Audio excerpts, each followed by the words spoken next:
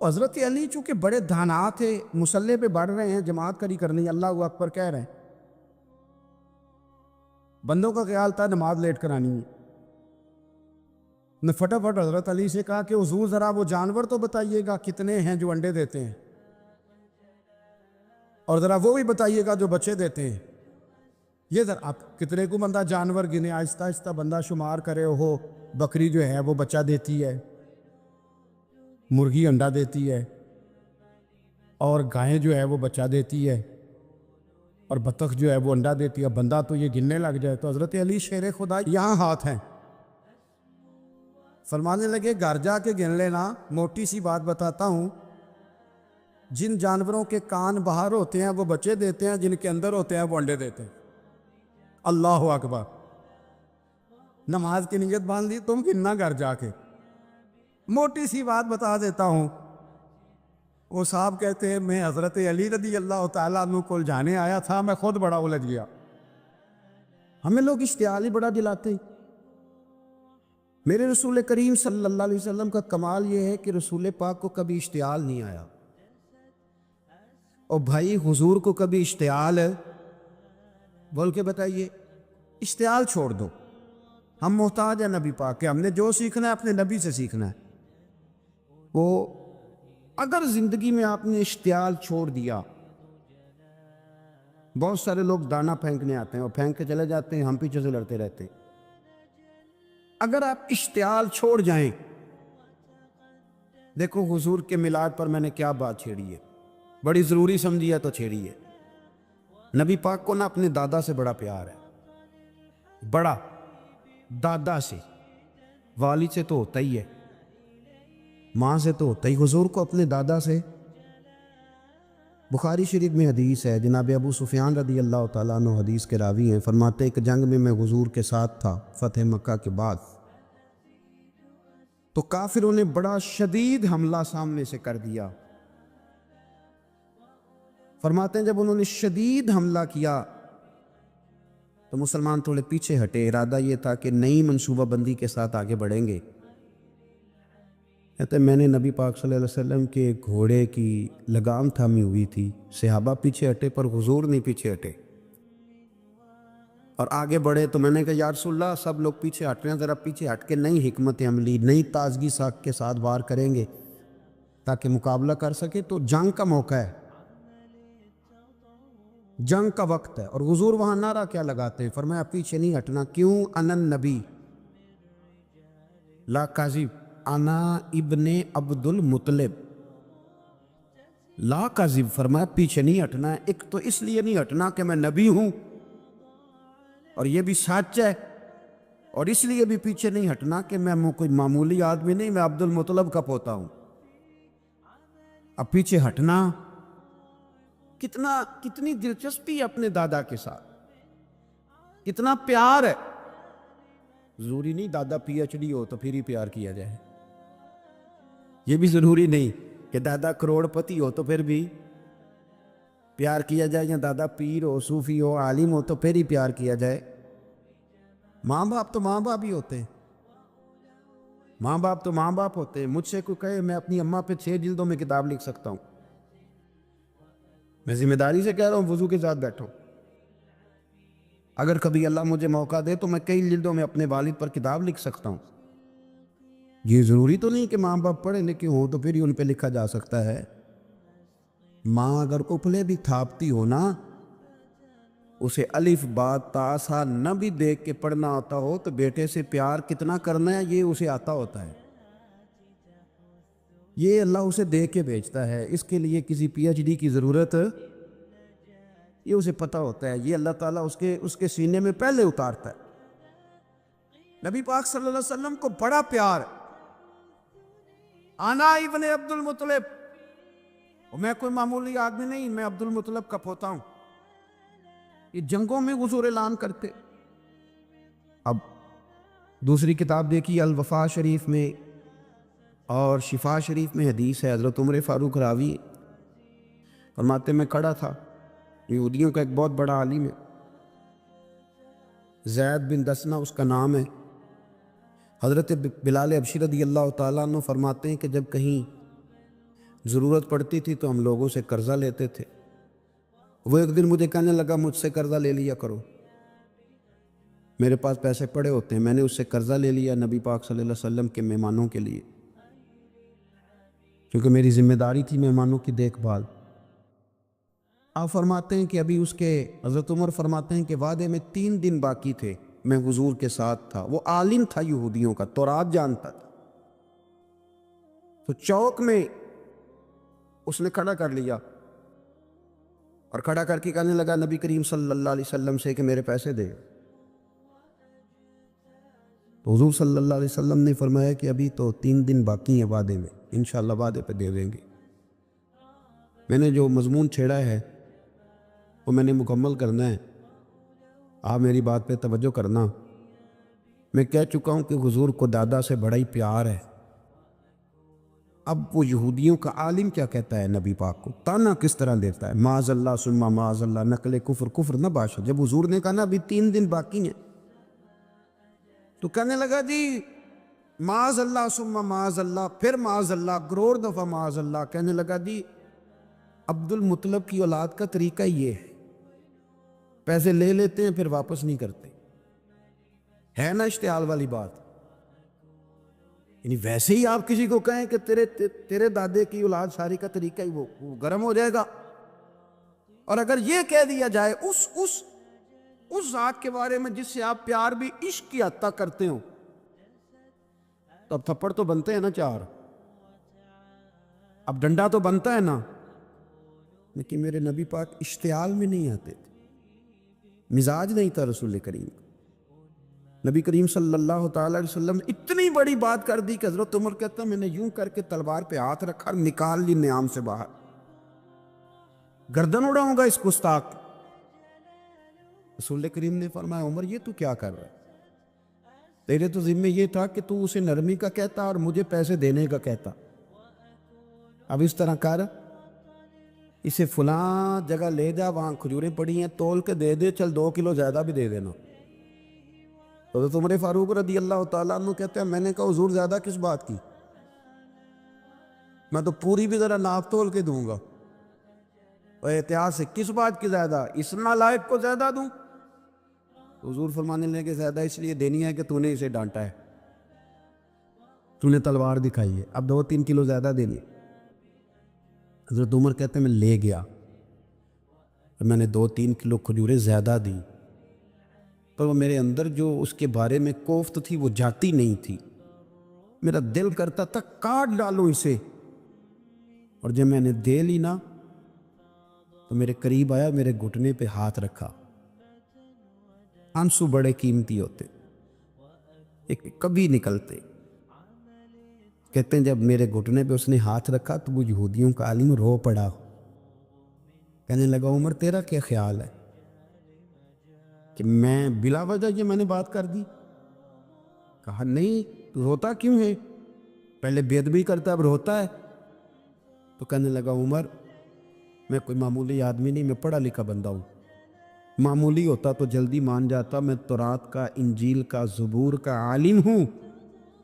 میں نے آخری نبی کی ساری صفتیں اپنی کتابوں میں پڑھی ہیں، میں نے ساری باتیں چھپ چھپ کے نبی پاک میں دیکھ لی تھی.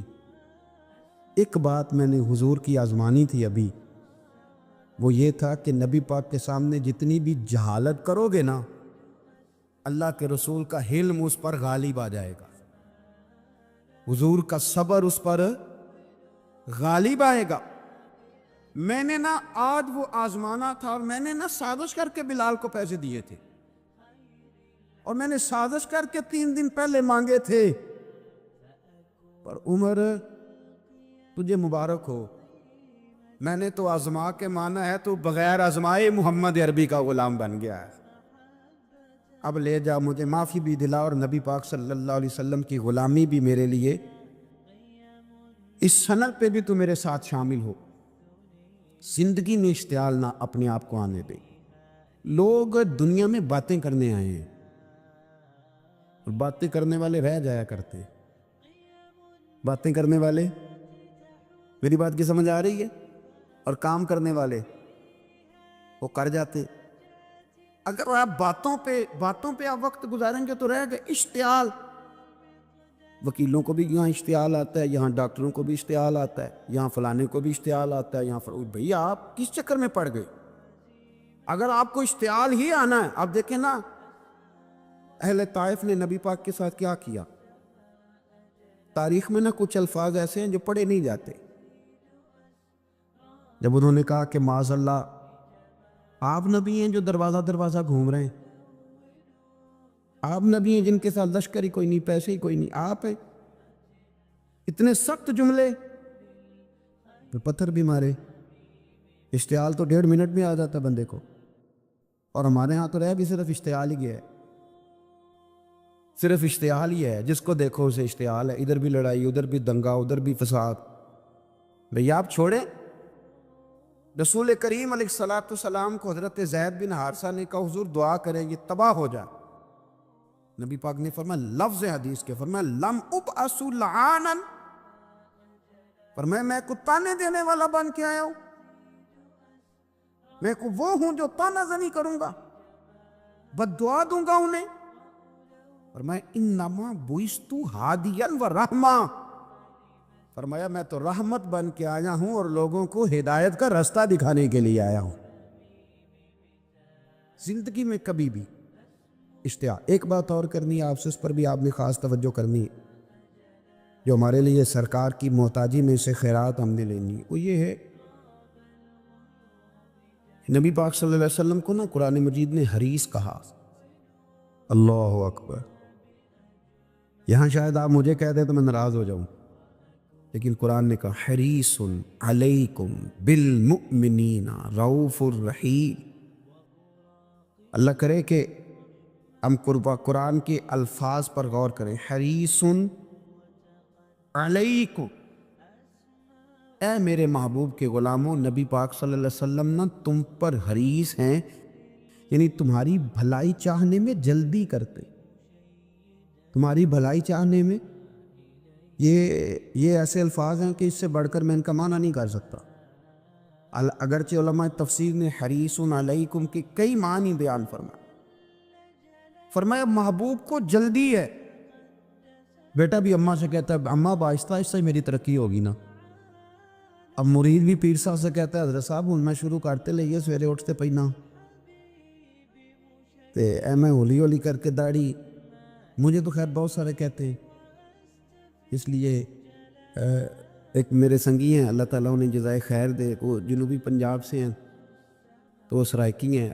اب ہمیں اللہ نے یہ اعزاز دیا ہوتا ہے کہ ہمارے پاس ہر زبان کا بندہ ہوتا ہے, اس لیے کئی دفعہ اپنی زبان بھی گڈمڈ ہو جاتی ہے, کیونکہ سب سے بات کرنی ہوتی ہے نا جی. تو مجھے کہنے لگے ایک دن فون کر کے پیر صاحب مبارک ہو گئے. میں نے کہا جی خیر مبارک, کیا ہوا؟ کہ میں ان چھوٹی چھوٹی داڑھی رکھ لئی اللہ دے فضل نہ.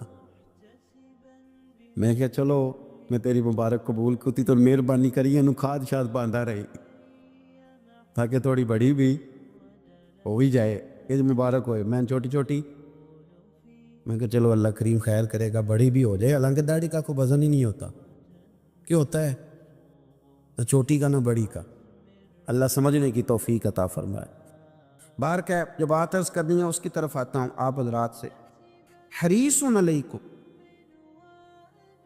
بھئی ہر بندہ کہتا ہے میں آہستہ آہستہ چلوں گا, لیکن نبی پاک صلی اللہ تعالی علیہ وسلم نے شوق رکھتے میری امت کو جلدی سے خیر ملے, جلدی سے. آپ دیکھیں نا ہم نے نا اصل میں سنی تقریریں, سنانے والوں نے سنا دیں, بس وہ ٹھیک ہے ایک نظام ہے, لیکن کبھی کبھی نا ہم الجھ جاتے ہیں, اڑ جاتے ہیں کہ یار ایسے بھی ہوتا ہے. نبی پاک جلدی کرتے ہیں اپنی امت کو خیر دینے میں, جلدی. حضرت ابو ہریرہ نے حافظہ مانگا تو فٹافٹ دیا حضور. حضرت جابر ابن عبداللہ نے کہا حضور گھر میں غربت ہے تو فرمایا یہ کلو لے جا, کھول کے نہ دیکھنا کھجورے, کھاتا رہنا ختم کوئی نہیں ہوگا. جس نے جو مانگا نا جو ذرا جلدی کر. مرنا ہے پھر قبر میں جانا ہے, پھر قیامت تک قبر میں لیٹنا ہے, پھر قبر سے اٹھنا ہے. وَإِذَا الْقُبُورُ بُعْثِرَتْ عَلِمَتْ نَفْسٌ مَا قَدَّمَتْ وَأَخَّرَتْ, پھر وہاں سے اٹھ کے حساب دینا ہے. حساب کے بعد جنت دوزخ کا فیصلہ ہونا ہے. اور میرے نبی پاک صلی اللہ علیہ وسلم کو بڑا شوق ہے امت جلدی جلدی جنت میں جائے. لہذا فرمایا ابو بکر تو بھی جنتی ہے. حضور وہ قبر، وہ اٹھنا، وہ حساب کتاب، فرمایا میں جانوں اللہ جانے.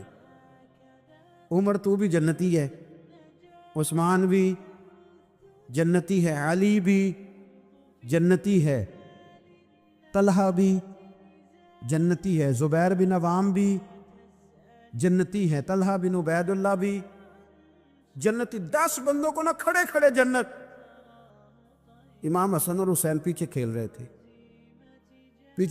تھے تو پوچھ لیا کسی نے حضور یہ 10 تو جنتی ہیں، تو فرمایا جو پیچھے ہیں تو کہا سید الشباب اہل الجنہ، یہ جنتی ہیں اور یہ جنتیوں کے سردار ہیں. آپ ذرا پلٹ کے دیکھ لیں کس طرح حضور نے، اور یہ اس شوق کو آپ سمجھیں. ہمیں تو شوق ہی کوئی نہیں. اب یقین کریں نہیں شوق، زیادہ سے زیادہ شوق ہوگا تو اپنے بیٹے کے حق میں ہوگا کہ جلدی جوان ہو جائے. اور اس میں بھی ہماری ڈبل لالچ ہوتا ہے کہ بچہ جوان ہو جائے اور میں کبھی بوڑھا بھی نہ ہوں.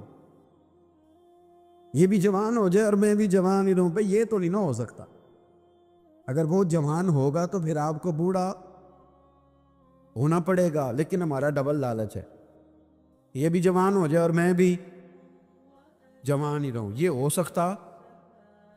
نبی پاک صلی اللہ علیہ وسلم نے فرمایا، آپ ذرا غور کریں، فرمایا وہ بیر رومہ ہے جو خرید کے دے دے گا میں اسے جنت کی بشارت دیتا ہوں. فرمایا جو مسجد بنائے گا میں گارنٹی دیتا ہوں اپنے لیے جنت میں مکان بنا لے گا. میرے رسول کریم علیہ الصلوۃ والسلام جنت کو آسان کرتے چلے گئے. فرمایا 2 چیزوں کی ضمانت دے دے، زبان اور شرمگاہ کا غلط استعمال نہ کرنا، میں تجھے گارنٹی دیتا ہوں کہ رب تجھے بغیر حساب کتاب جنت عطا کر دے. جلدی کے ساتھ حضور نے یہ شوق پیدا کی. ہمارے ہاں نا ہر معاملے میں تیزی ہے. امیر راتوں رات ہونا ہے، حسین راتوں رات ہونا ہے، اور بادشاہ بھی نیک ذرا آہستہ آہستہ ہو کے کرنا ہے. آہستہ آہستہ آہستہ آہستہ. اور تم ہر بلے مسیطیں بہ رہے ہیں تو اور کتے بھئی جی. بھئی مسجد اللہ کا گھر ہے، تیرے گھر بیٹھتے تو 2-3 زیادہ بیٹھتے، تو نے کہنا تھا کوئی اور کام بھی کریا کر. اللہ کے گھر بیٹھے ہیں تو یہاں بھی تجھے اعتراض ہے. کدھر جا کے بیٹھے، کدھر بیٹھے جا کے. ہمارا ایک پیر بھائی تھا، اللہ اکبر، تو حضرت صاحب کے پاس آ کے نا کسی نے شکایت لگائی اس کی کہ اس کے گھر والے کہتے ہیں دیار والے پیران کو لے بیٹھا رہنا ہے. تو سب ہنستا ہے. فرمان لگے ایک بار پھر گل کری. کہتا جو کہتے ہیں ہر وقت پیروں کے پاس بیٹھ رہتا ہے. فرمایا یار بڑا مزہ ہے، ایک بار پھر کری. تو وہ جب حضرت صاحب کو مزہ آتا تھا تو ہمیں مفت میں آنا شروع ہو جاتا تھا. تو یہ تو بڑی بات ہے نا جی کہ کوئی کسی اللہ والے کے پاس بیٹھتا ہے. میری بات کو سمجھ لیں. جلدی کرتے رسول کریم، ہمیں بھی تھوڑی جلدی کرنی چاہیے نبی پاک کا غلام بننے. صحابہ نے بڑی جلدی کی. آپ یقین کریں 1 منٹ بھی دائیں بائیں نہیں. بس آج حکم آیا، آج ختم، آج ہی عمل ہوگا، کل پرسوں ترسوں کی بات کوئی نہیں. ساری دنیا جاتی ہے نا مدینہ شریف اور جا کے دیکھتی ہے مسجد قبلتین، 2 قبلوں والی مسجد. یار بڑا مشکل کام ہے، بڑا مشکل کام ہے. لوگ کہتے ہیں پہلا تسی انجاندے سو، اب یہ کہنا شروع کر دیے بڑا مشکل کام ہے. حضور نے 4 رکعتوں والی نماز 2 ادھر منہ کر کے پڑھائی اور پھر 2 رکھتے. اور یار مشکل ہے کام، بڑا مشکل. یہاں تو میرے بھائی پگڑی کا سٹائل بدل ناراض ہو جاتے. اور میرے رسول کریم صلی اللہ علیہ وسلم نے کعبے کا رخ ہی پھیر لیا تو سلام کے بعد صحابہ نے سوال نہیں کیا. کسی نے پوچھا کل تم نے 2 ادھر پڑھی تھی آج ادھر پڑھی، انہوں نے کہا ہم نے قبلہ نہیں دیکھا، ہم نے تو یہ دیکھا امام کدھر جا رہا ہے. حاجیو آؤ شہنشاہ کا روضہ دیکھو، کعبہ تو دیکھ چکے اب کعبے کا بھی کعبہ دیکھو. جلدی کرے، وقت بڑا تھوڑا ہے. امام بیہقی کی روایت لائے ہیں، محبوب پاک نے فرمایا میرے امتی نے کسی ذمی کافر کے ساتھ اگر زیادتی کی، وہ ٹیکس دیتا تھا، جزیہ دیتا تھا، ذمی کافر تھا، اور میرے امتی نے اگر اس کے ساتھ زیادتی کی تو نبی پاک صلی اللہ علیہ وسلم فرماتے ہیں میں قیامت کے دن اس کافر کے ساتھ مل کر اپنے امتی پر اللہ کی بارگاہ میں مقدمہ دائر کروں گا، میں خود مقدمہ دائر کروں۔ آپ کب بولیں گے؟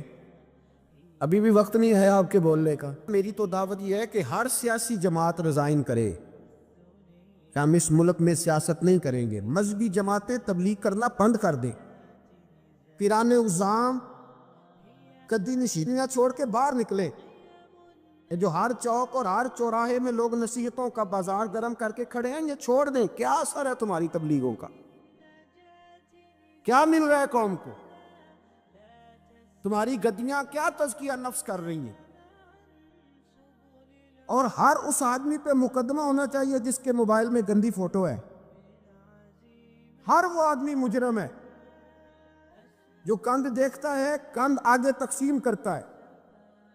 ایسے ہی ایک دو آدمی کا نام لگا کے چپ کر گئے ہو، صبح قیامت کے دن میں مجھے بھی پوچھا جائے گا اور آپ کو بھی پوچھا جائے گا۔ ہر ایک آدمی دوسرے پہ بوجھ ڈال کے خاموش ہو جاتا ہے۔ حکومت نے غلط کیا، حکومت بنوائی کس نے تھی؟ کس نے ووٹ دیا تھا؟ برابر کے شریک ہیں ان کے جرموں میں جو ان کو ٹھپے لگاتے ہیں، چپ کر جاتے ہو تنقید کر کے۔ حضرت سیدنا امام مالک رحمۃ اللہ علیہ فرمایا کرتے ظالموں کا مددگار بھی ظالم ہوتا ہے، تو ان کو ٹھپے لگانے والا ظالم نہیں ہوتا؟ وہ نہیں مددگار ظالموں کا؟ ابھی تک لوگ کہہ رہے ہیں مولانا آپ سخت جملے کہتے ہیں، آپ سخت جملے کہتے ہیں، آپ بچیں۔ میں نے کہا تمہیں پتہ نہیں نا، تمہیں خبر نہیں، تم اس زیادتی کا شکار نہیں ہو، تمہیں کیا پتا۔ میرے ایک چچا کا بیٹا تھا، اکلوتا تھا، وہ رستے میں جاتے ہوئے کسی کی گولی کا شکار ہو گیا۔ میں تھانے گیا پرچہ کٹوانے، طالب علمی کا زمانہ تھا۔ جب میں گھر سے نکلا تھا تو میری جیب میں 2 روپے تھے۔ میرے تو ابا جی بڑی دیر پہلے انتقال کر گئے۔ چچا کی یہ حالت تھی کہ وہ بیچارے اٹھنے کے قابل نہیں رہے، ایک بیٹا تھا۔ اور میں جب تھانے گیا تو میں نے پرچہ کاٹنے والے سے کہا کہ قتل ہو گیا ہے، پرچہ کٹوانا ہے۔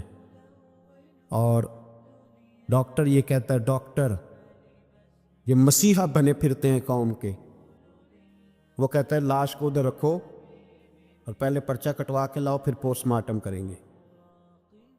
اس نے بھی ایک ٹیلی فون کرنا گوارا نہیں کیا۔ یہ سارے ظالم ہیں الا ماشاء، یہ سب کٹہروں میں آئیں گے، ان سب کو حساب دینا۔ ان کی گودوں میں بیٹھنے والے مولوی اور پیر سب سے پہلے وہ لٹکائے جائے گے، سب سے پہلا نمبر ان کا ہے۔ میں نے جا کے کہا پرچہ کہ پہلے پرچہ کٹواؤ پھر پوسٹ مارٹم سے۔ میں نے کہا پرچہ، تو پولیس والا مجھے کہنے لگا ایک پینسلوں کا ڈبہ لاؤ۔ یہ نمائندے ہیں ہمارے، یہ ہماری حفاظت کرنے پہ، یہ تمہارے لیے تم نے خود اپنے لیے پولیس بنائی ہے۔ زینب کا چچا کہتا ہے جب میں تھانے گیا تھا پرچہ کٹوانے، مجھے پولیس والے کہتے تھے اگر مالٹے ٹھنڈے ملتے ہیں تو لے کے آ۔ اور زینب کا چچا کہتا ہے کہ وہ مجھے کہتے تھے کہ جا نیسلے کی 2 بوتلیں لا، پانی پینا ہے۔ اس ملک پہ بسنے والوں کا کوئی وارث نہیں، کوئی نہیں ان کا والی وارث۔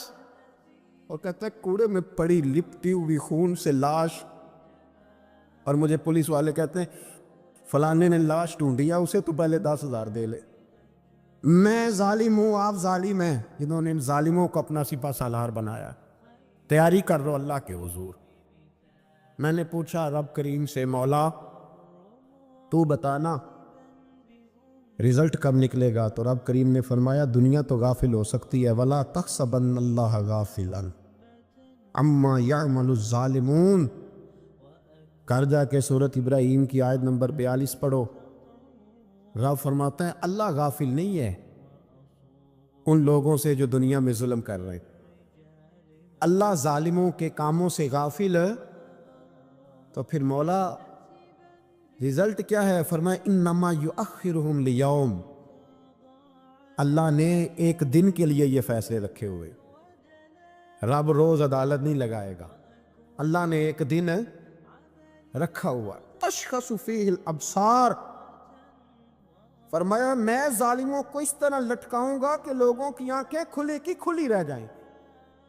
मैं जालिम को रब करीम फरमाता है मुझे कोई गाफिल ना समझे, वक्त आने वाला है, वक्त आने वाला है।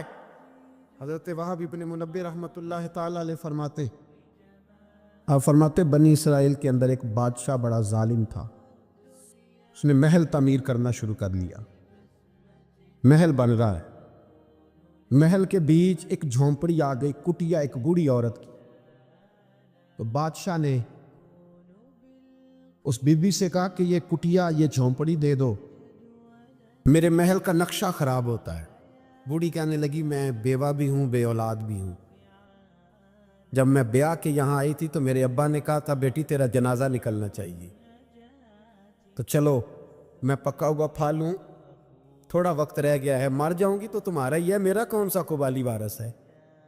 चलो जिंदगी की जो सांसें रह गई हैं मुझे यहां गुजार लेने दो। तवज्जो है ना मेरे अजीजों की, मुझे यहां गुजार लेने दो। पूरी मिन्नत करने लगी। बादशाह ने कहा नहीं नहीं, तू पैसे ले और हमें खाली करके दे झोंपड़ी।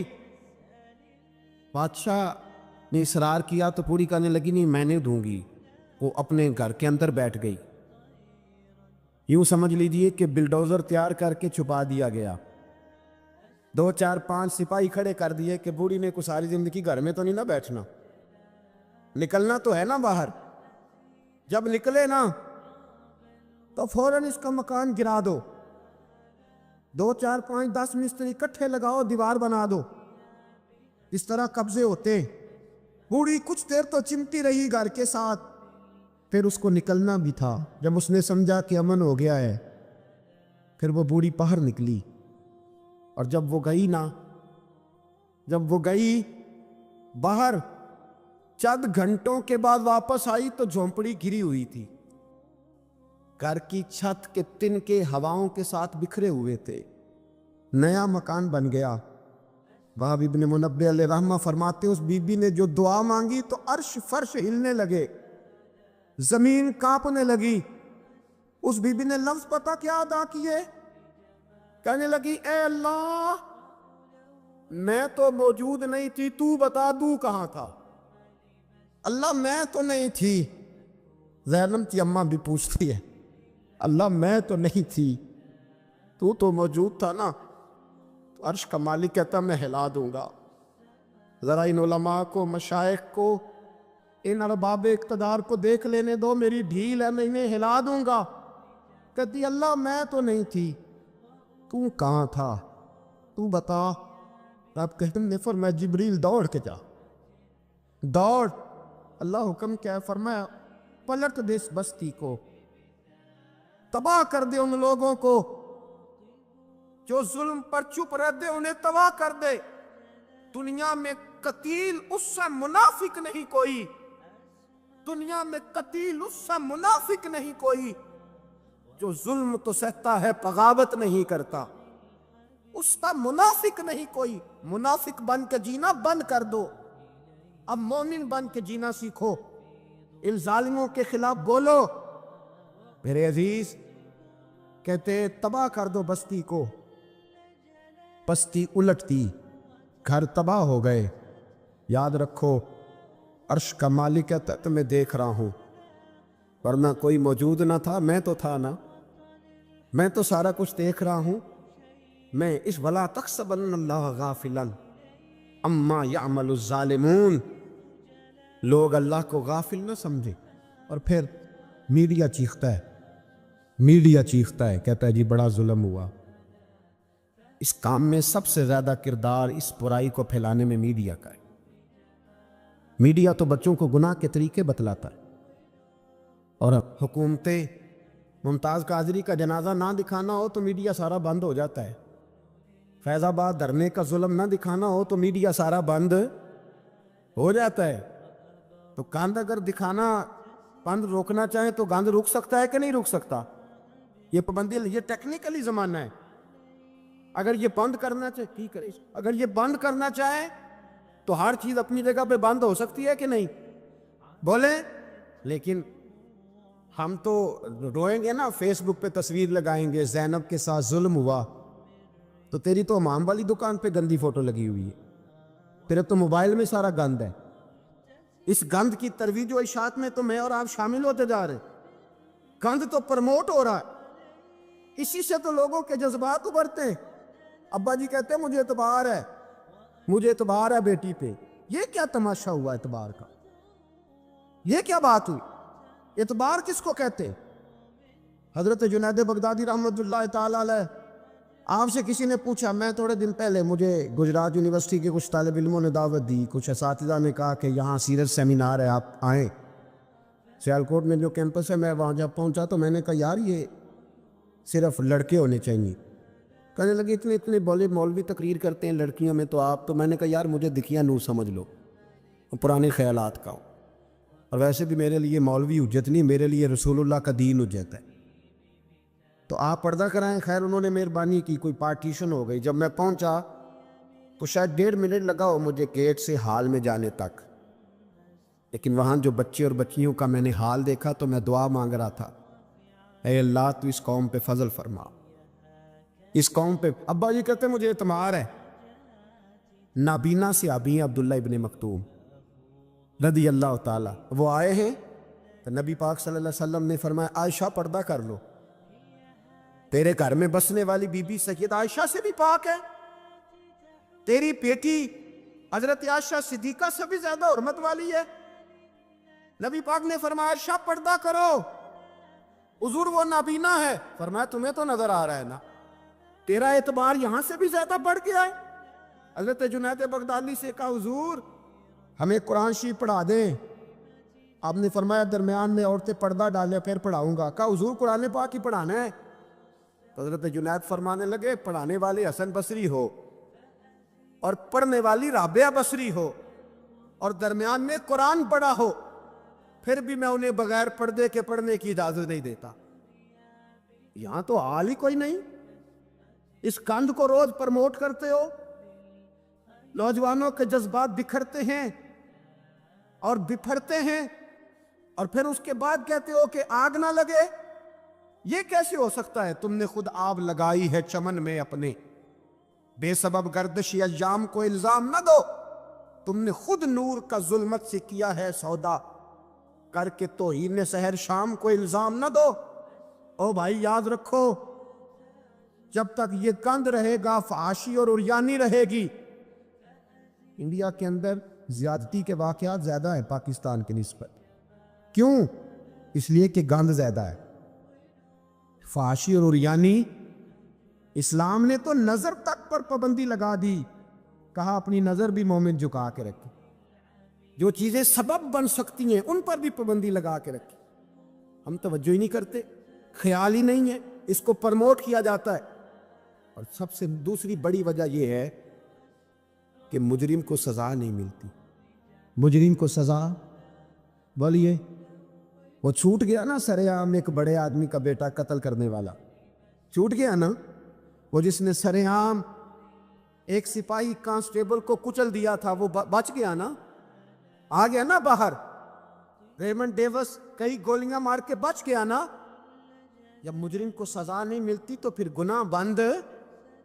میرے رسول پاک صلی اللہ علیہ وسلم نے قانون دیا، قانون، ایک عورت نے چوری کی، اس کے حضرت سیدنا اسامہ بن زید حضور کے محبوب صحابی سفارشی بن کے آئے، حضور تھوڑی لچک دے دے۔ نبی پاک نے فرمایا سنو، میری بیٹی فاطمہ بھی چوری کرتی تو میں ہاتھ کاٹ دیتا۔ مجرم کے لیے سزا ضروری ہے، مجرموں کو سزا ملے گی تو حالات بہتر ہوں گے۔ کہتے ہیں سر عام پھانسی لگاؤ، کہتے ہیں قانون میں گنجائش نہیں۔ تمہارے لیے قانون روز بدل جاتا ہے۔ جب مطالبہ کیا گیا نا کہ سر عام جاگ رہے ہیں آپ لوگ کے سو گئے، جی چلے میں دعا کرتا ہوں اللہ کرے میری قوم جاگ جائے، آمین تو کہہ دیں، اللہ کرے آپ لوگ جاگ جائیں اور جاگتے رہیں۔ اعلیٰ حضرت نے فرمایا تھا، مشورہ دیا تھا، سونا جنگل رات اندھیری چھائی بدلی کالی ہے، سونے والوں جاگتے رہنا کیونکہ چوروں کی رکھوالی ہے۔ سونا جنگل رات اندھیری چھائی بدلی کالی ہے، सोने वालों जागते रहना, चोरों की रखवाली है। कहा गया सरेआम फांसी दो, तो कहने लगे आइन में गुंजाइश नहीं चौक में फांसी देने की, और तुम्हारी जरूरत पड़े तो आइन में तरमीम हो जाती है। तो आज ज़ैनब को जरूरत पड़ी या तो क्यों तरमीम नहीं हो सकती? आज एक गरीब मजलूम माँ को जरूरत पड़ी या तो तरमीम क्यों नहीं हो सकती? इन्हें चौक में फांसी दो, इन्हें लटकाओ, इन्हें काट कर कुत्तों के आगे डालो, ताकि हर एक की बेटी महफूज रह सके। और वो ज़ैनब किसी और की बेटी नहीं, वो मेरी बेटी है, वो मेरी बेटी है। कभी 6 साल की बेटी सीने पे लिटा ना, और फिर उस बाप का दर्द महसूस कर, मुझे अंदाजा हो कि बेटी तो बेटी होती है। हातम ताई की बेटी नंगे सर दरबार रिसालत पे आई तो मेरे नबी पाक ने चादर दी। सलमान फारसी कहने लगे सोनिया काफर की बेटी है, तेरी पाक चादर है, मैं अपनी ना दे दूं? तो हुजूर ने फरमाया सलमान चुप कर जा, बेटियां सांझी होती, बेटियां सांझी होती हैं, चुप कर। काफर की बेटी सही बेटी तो है ना, और बेटियां तो सांझी होती हैं। यहाँ इतना जुल्म और इतना हशर हो गया, और कहते हैं पता नहीं चला। देखते हैं, करते हैं, सुनते हैं, याद रखो, अब भी समझ जाओ। ऐ अल्लाह, इस इज्तिमा में तेरी बारगाह में दुआ करते, खुदावंदा सारी बेटियों को हिफाजत का पर्दा अता फरमा। अल्लाह सब के लिए हिफाजत के पर्दे नसीब फरमा।